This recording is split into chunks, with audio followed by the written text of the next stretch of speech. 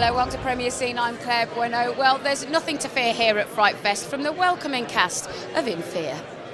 So, I'm going away with some friends this weekend. Thought you'd like to come along. Maybe bring some friends too, in case we don't get on. When you were first approached with the story, should I say, you were approached in a novel way, weren't you? Because it wasn't a script as you would normally see it. No, exactly. There was no script at all. It was just an idea that Jeremy had, and it was just such a different way of making a film. That's what really excited me about it, and I think when I heard that Alice and Ian were involved as well, I knew that it was going to be pretty special. Is that quite a risk for you when you're investing yourself and your careers as well into a script that you don't actually know? Well, I mean, it was like the second film I ever did, so I didn't really have a career. But also, it was one where we didn't really have a lot of money. I mean, people were there for love of the idea of experimenting. It couldn't go wrong because if it was terrible, no one would see it because we had no money to promote a terrible film. And if not, then amazing, you know. And we kind of dreamt about like going to Sundance and doing that kind of thing. So we were just so overwhelmed to have its life, you know. With regards to the characters that you were given, what kind of information were you given, if any? There was a rehearsal, and there was a rehearsal process as well to kind of to get to the bottom of your character, and because given the fact that it was so kind of improvised, you needed to be quite strong, and you knew who you were playing. So we all kind of had a very strong base of who our characters were, and that was great and very important to be able to jump forward then with them. I know Jeremy obviously encouraged improv. That was the whole kind of premises of the experimentation of the film. For you as actors, you know, on set, was it really liberating? Yeah, hugely so. It was one of my favorite experiences working in film ever, being around it.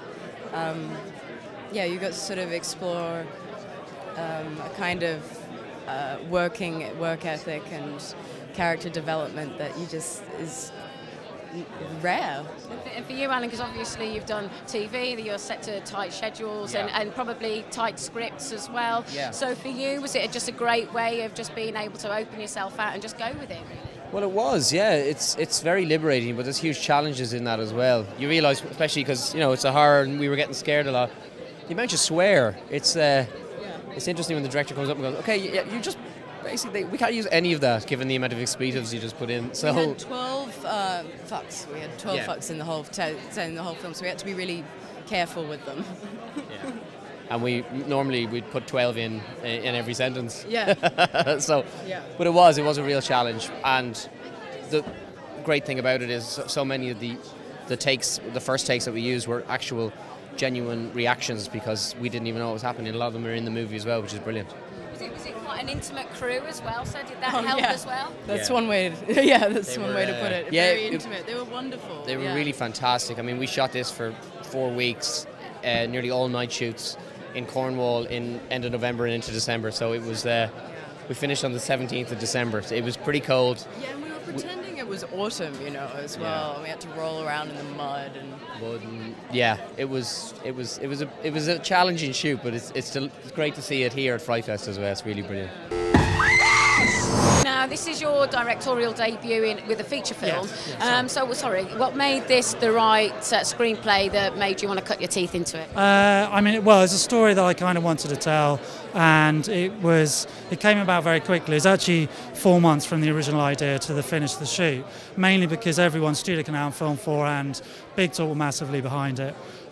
Bought into the idea that it was going to be improvised, so therefore I didn't actually have to write too much of a script, so therefore I was buying into an idea and a way of filming rather than buying into a screenplay, which is actually much easier because you're going, I can see how this cast are going to respond to being in this environment rather than the analysis of the script and the development of the script. It's interesting, actually. You've used a novel way of just giving, I suppose, drip feeding your cast into the scenes and then getting them to react. Yeah. Is that correct? Yeah, that is pretty correct. I had a script for myself. You know, I had it written out. And what I did is I put them in a given situation. What I realised was that basically you've got a reaction, you've got an analysis and a consequence to any event. You know, I slam the door in your face, you have a reaction. If you know the door's going to be slammed, you react differently than if you don't. Very simple. So I tried to honour their initial reaction, and then they did analysis, or they chatted about it or whatever, and I let them do that. Then I come in and I drip feed lines or sides or, you know, pages of script. Then the consequence of that would be something I'd have to engineer, because I'd have to let it go on to the next event. So it's kind of, it was free form, but it wasn't total improvisation. It was sort of contained improvisation.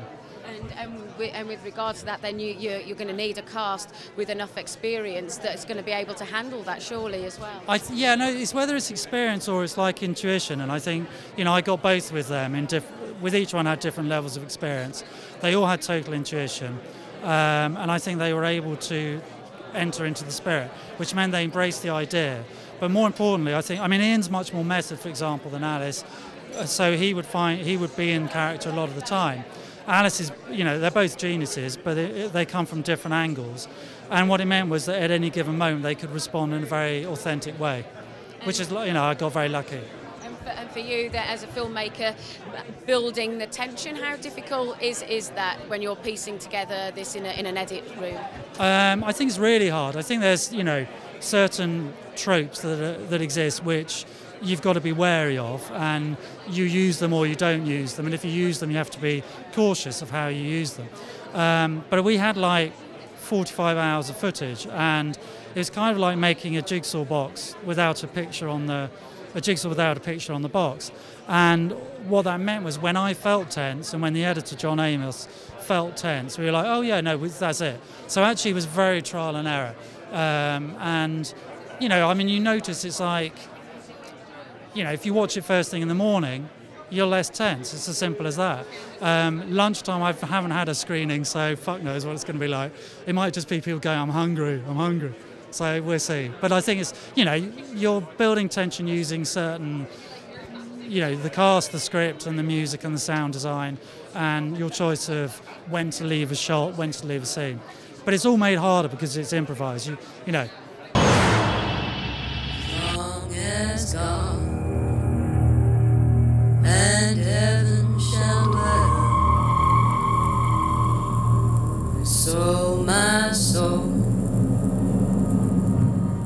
shall scream in hell.